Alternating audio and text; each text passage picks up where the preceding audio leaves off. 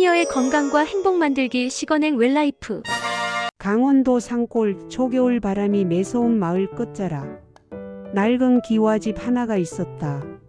그 집 굴뚝에선 연기가 오르지 않은 지 오래였다. 사람들은 그 집을 울음이 멈춘 집이라 불렀다.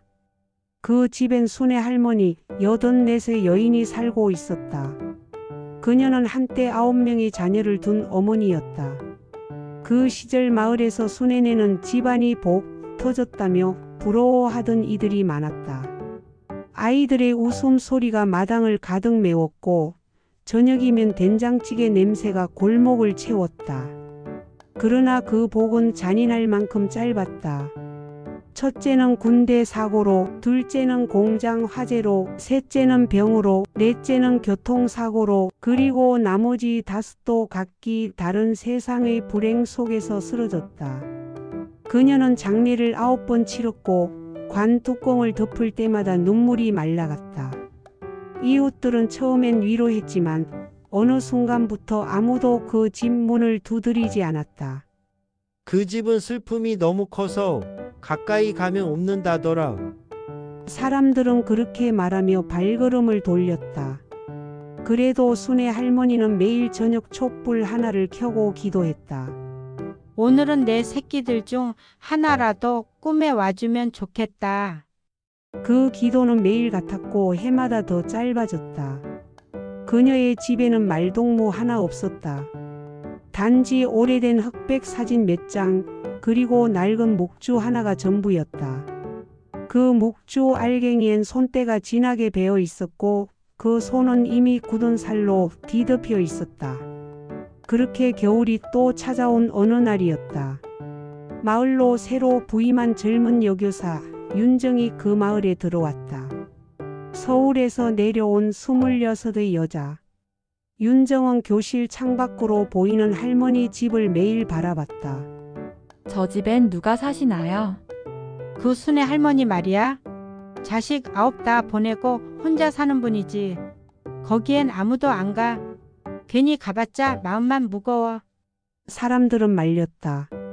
하지만 윤정의 마음속엔 알 수 없는 끌림이 있었다.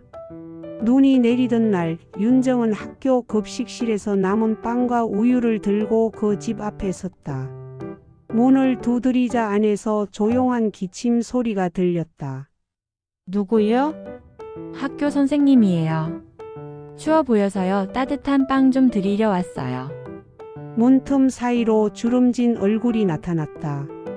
할머니는 윤정을 위아래로 훑어보더니 무표정하게 말했다. 괜찮아요. 나 그런 거 안 먹어요. 그리고 문이 닫혔다. 하지만 윤정은 다음 날도 찾아왔다. 그리고 또 그 다음 날도. 어느 날은 사과를, 또 어느 날은 작은 손난로를 들고. 그렇게 일주일이 지나자 할머니는 조용히 문을 열었다. 젊은 사람 참 끈질기네. 들어와요. 방 안은 추웠고 창문엔 비닐이 덧대져 있었다. 벽에는 오래된 액자 속에 9명의 아이들 사진이 걸려 있었다. 이게 내 새끼들이지. 할머니의 목소리가 떨렸다. 다 가버렸어요. 세상은 냉정하더라고. 남은 사람은 그냥 살아야 해요. 안 그러면 죄 지은 것 같으니까. 윤정은 그날 밤 할머니의 이야기를 수첩에 옮겨 적었다. 첫째는 이름이 태수, 둘째는 명자, 셋째는 영길이. 그녀는 9 이름을 하나하나 불렀다. 그때마다 할머니의 손끝이 미세하게 떨렸다. 그날 이후 윤정은 매일 할머니 집에 들렀다. 밥을 함께 먹고 이야기를 나누고 옛날 사진을 함께 들여다봤다. 할머니의 목소리는 점점 부드러워졌다. 그리고 봄이 오던 어느 날 윤정은 학교 행사에서 아이들과 함께 작은 글 전시회를 열었다. 제목은 이름을 부르는 마음. 아이들이 직접 써 내려간 글 중 하나엔 이렇게 적혀 있었다. 할머니는 9명의 자식을 잃었지만 우리는 이제 할머니의 10번째, 11번째 자식이 되었어요. 그 문구를 본 할머니는 아무 말 없이 눈을 감았다. 그리고 오랜만에 눈물을 흘렸다. 그 눈물은 슬픔의 눈물이 아니라 오래 기다려온 사람의 온기였다. 그날 이후 윤정의 교실에는 매주 수요일마다 한 장의 편지가 놓였다. 순애 할머니의 일기였다. 그 안에는 짧은 글들이 적혀 있었다. 오늘은 명자 꿈을 꿨다. 웃고 있더라. 윤정 선생이 가져온 수국이 참 예뻤다. 이젠 외롭지 않다. 내 곁에 또 다른 아이들이 있으니까. 시간은 그렇게 흘러갔다.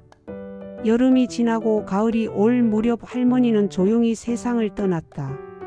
침대 머리맡에는 목조와 함께 작은 쪽지가 놓여 있었다.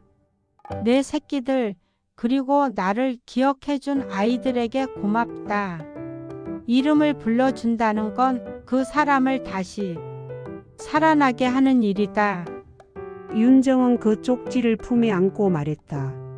할머니 이제 9 아이들이 다시 엄마를 맞이하러 갔겠죠?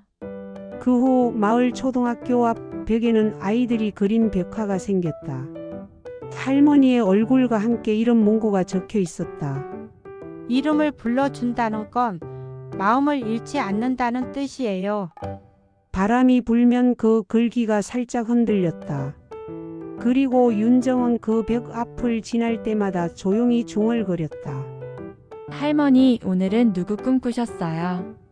그 질문은 이제 마을 전체의 인사말이 되었다. 시니어의 건강과 행복 만들기 시건행 웰라이프입니다. 시청해주셔서 감사합니다. 구독과 좋아요는 사랑입니다.